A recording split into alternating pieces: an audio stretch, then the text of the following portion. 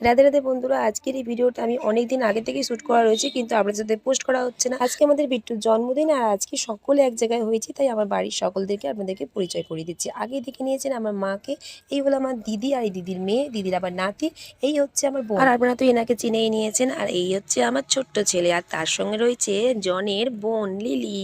দুইজনকে বেঁধে না রাখলে কিন্তু আজকে মাতামাতি কাণ্ড হবে। এই যে আমার বাবা আর বোনের হাজবেন্ড, আর এই বাড়িটা হচ্ছে কর্তামশাই, যাকে খুঁজে পাওয়া কিন্তু খুবই মুশকিল, অনেক কষ্টে পাওয়া গিয়েছে। ক্যামেরায় যে বন্দি হতেই চান না। কাজ বাড়ি অনেক বেলা হয়েছে, বিট্টুর এবার খাওয়া দাওয়ানোর আয়োজন করা হচ্ছে। এদিকে হচ্ছে এখন আশীর্বাদের পর্ব, তারপর শুরু হয়ে গেছে খাওয়া দাওয়ার পর্ব। তবে আমাদের নয়, বিট্টুর অনেকক্ষণ ধরে ফটোশুট করতে করতে বেজে গেছিল 3:30।